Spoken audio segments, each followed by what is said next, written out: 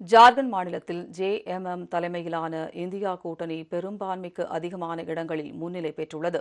ஜார்க்கண்டில் மொத்தமுள்ள 81 தொகுதிகளுக்கு 2 கட்டங்களாக தேர்தல் நடைபெற்றது.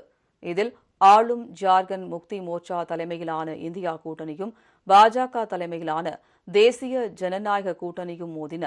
தற்போது வாக்கு எண்ணிக்கை நடைபெற்று முடிவுகள் வெளியாகி வரும் நிலையில் ஜேஎம்எம் காங்கிரஸ் அடங்கிய இந்தியா கூட்டணி பெரும்பான்மைக்கு அதிகமான இடங்களில் முன்னிலை பெற்றுள்ளது.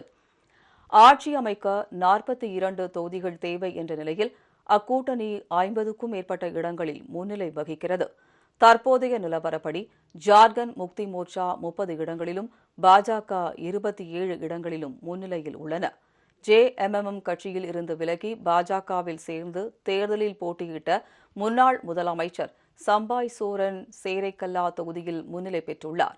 அதே நேரம் காண்டே தொகுதியில் களமிறங்கிய முதலமைச்சர் ஹேமந்த் சோரனின் மனைவி கல்பனா சோரன் பாஜக வேட்பாளரை விட பின்தங்கிய நிலையில் உள்ளார்.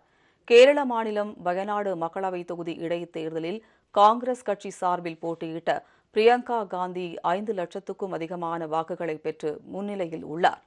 தன்னை எதிர்த்து போட்டியிட்ட கம்யூனிஸ்ட் வேட்பாளரை விட அவர் சுமார் 3.5 லட்சம் வாக்குகள் முன்னிலை பெற்றுள்ளார்.